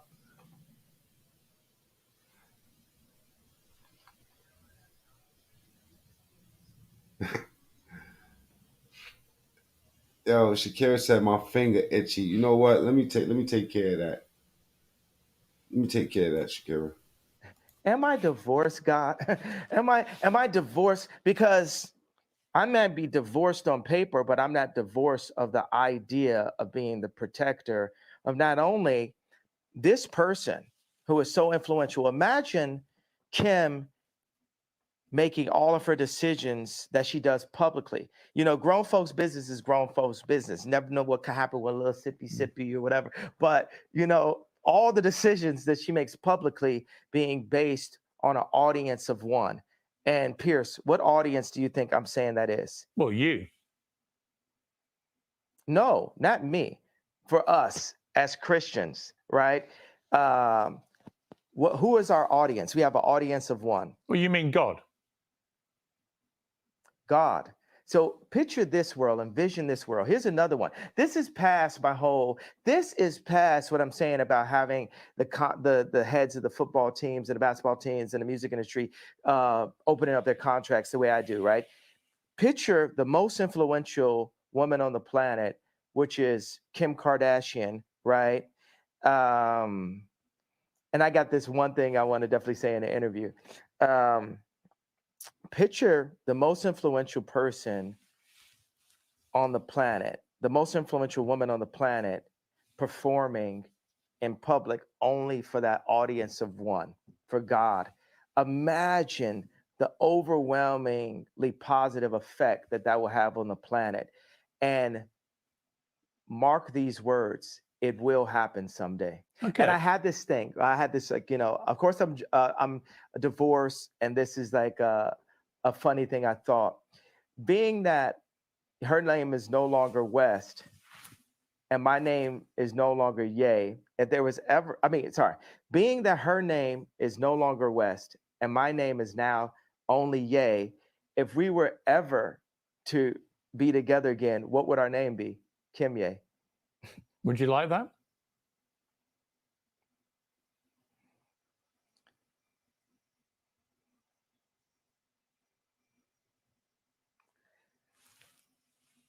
Everything is up to God, and God has proven to me many times that it's not about what I want or what I would like.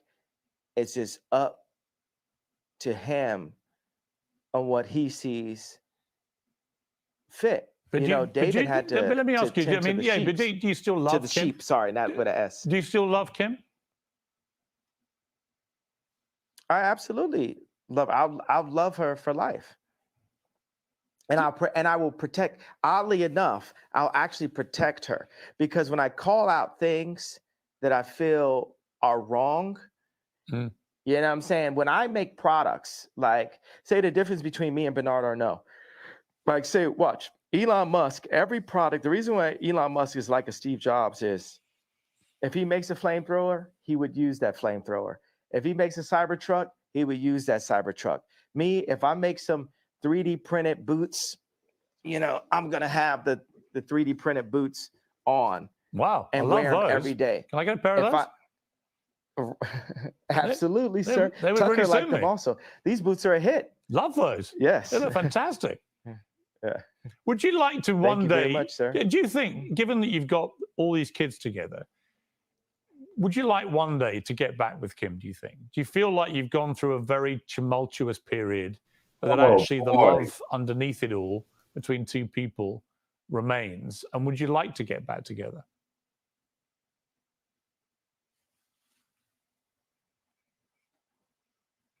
Those thirst traps still be fire.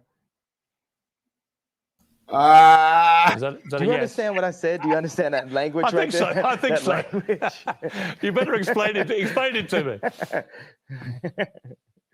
What do you think those thirst traps still be fire means? Can you explain that to me? Well, with my Pierce? rather Explain creative British what mind, those thirst traps still be fire. I would imagine it With your means that you. creative, brilliant British man. I would imagine it means you still fancy your ex-wife. Is that right?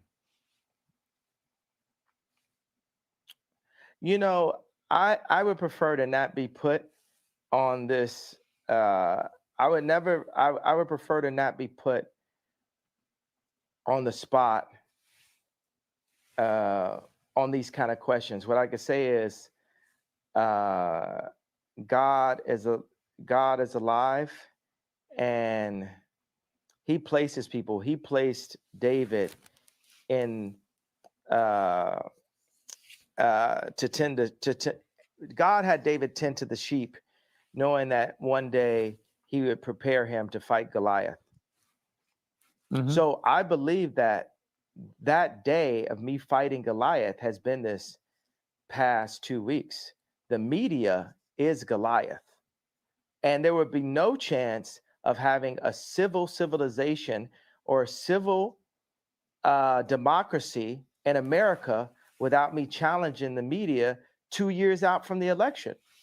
Because this thing that I'm challenging may be setting myself up to one day be able to be president, or it's maybe for the other president. But regardless, we have to have some decency in America as the thought leaders in the content that we put out. But And that's how but God on that is using me now. point, you keep talking about the media as if somehow it's the media that's created all this furore in the last 2 weeks. But you have said other things which, in my opinion, the media couldn't ignore. You know, you suggested in your interview with Tucker Carlson that Gap, for example, the clothing wear company, had prior knowledge of the Uvalde shooting, which is obviously completely insane. Why would you say that? And then why would you be surprised if the media then react to it? They're bound to. What I'm saying is that was worded. That might have been worded in a way that the media could take in the wrong way. But I thought it was really interesting the amount of people at Gap. We had a release that was happening, and the amount of people at Gap that were rallying around this as a media moment. If they didn't know about that, where there's theories, you can't say that the theories about 9/11 are